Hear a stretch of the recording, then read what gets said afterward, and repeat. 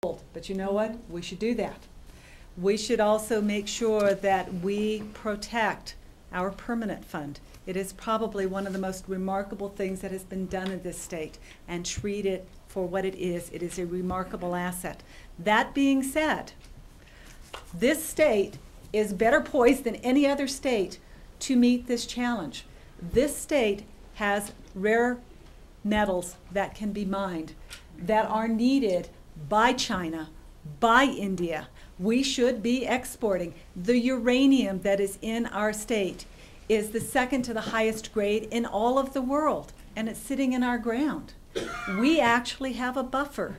If we will look at what we can do, we are not helpless by any stretch of the imagination, but we do need to look at participating not just within our own little shell. We actually can go to the aid of these other nations who, quite frankly, hold the paper on our nation.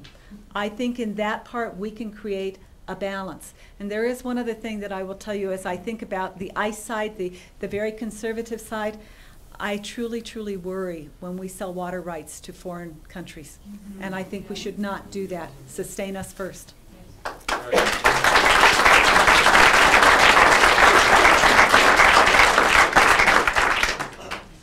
back to Janice. Explain your position regarding educational funding, charter schools, and other alternative arrangements relating to education, I presume.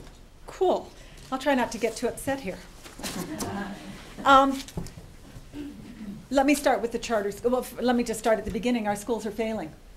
They are failing so badly that 2 weeks ago, our children ranked dead last in math, science, and engineering. We no longer have Mississippi to claim. And you have to ask yourself, how is it that a small state like this with 2 national laboratories, Intel and White Sands, and our kids are at the very bottom in the nation in math, science, and engineering? We're withholding knowledge. It is criminal, and I'm tired of it. Our kids deserve so much better. Now, we have thrown a lot of money at education without any results. It is time to step out of that environment. If that means that we go to an education system where the colleges of education don't kick in until you have a content mastery degree in something to be a teacher, then so be it. But make no mistake, there's no silver bullet here. That is one way to approach it. Right now, online classes are available. Our children should have access to them. MIT has had math courses online since 1993, believe it or not, and every class that they have had since 1993 is available today, right now, for free as long as you don't want credit. It's there. I promise you, if we keep withholding knowledge from our children, they are going to go around. That's the good news. Now, as far as our charter schools go, and I'm going to throw in vouchers, is that okay? Okay. I will tell you that a lot of people ask me about vouchers, and I really do believe competition is a good thing, but I have news for you. We don't have enough private schools of any sort, private or parochial, to be competitive. Our charter schools have been set up almost to fail. And I tell you that because when we set up the charter schools, it was really to provide a choice, and some of our charter schools are doing a terrific job. But we have now saddled them with financial arrangements with the state where they have to be in a state-owned building that almost dooms them to failure. The only way you're going to take this back is you have to expect that our children can do it, and you must open every door possible. And that even means bringing in our subject matter experts. I have a whole plan. It's called Project 2012. It's on my website. I hope you'll go read it. There is no silver bullet, but I will tell you what we're doing today cannot stand.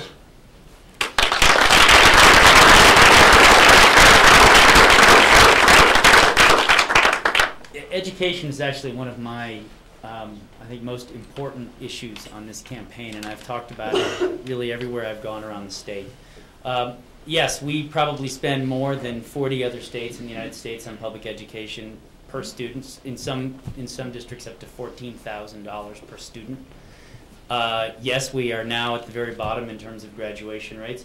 However, there are some amazing schools and school districts in this state. I was in a school district in Mosquero, New Mexico, where they have a 100% graduation rate, 1.5 administrators, and 60 students, K through 12.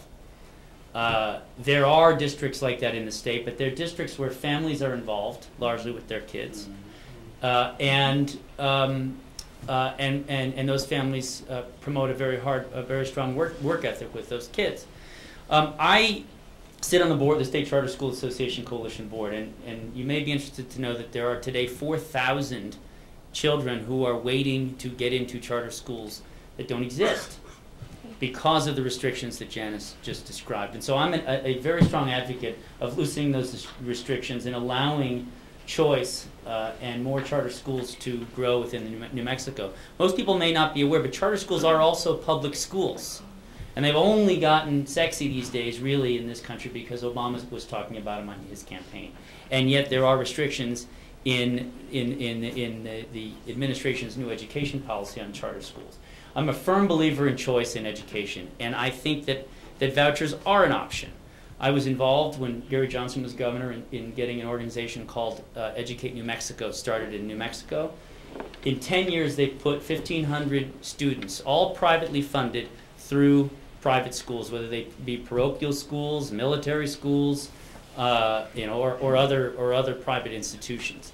I met a kid a few weeks ago at an event who grew up in the war zone here in Albuquerque. He got a voucher. He ended up at the Manal School, and he just graduated from Princeton. So if we create opportunities for kids, they will succeed. The other thing that I think is a fallacy in the States is that every child in public school wants to go to college. We have a system that sort of gears everyone to go to university, and you know what? They don't. We need to have more vocational training in our public school system. I think vocational training has fallen by the wayside, and now kids get out of high school with a C-. They get a lottery scholarship for 5 years. The first year is just to learn what they should have learned in high school. So there's a problem there. And last but not least, I think that we need to have more state support for parents who choose to homeschool. Yes. This is a rural state, and there are a lot of people they don't get books, and their kids are not allowed to engage in extracurricular activities such as band and athletics at public schools. So we need to change that and provide more support for all those. But choice is the solution. It's a long-term challenge, but we can do it, and it has worked.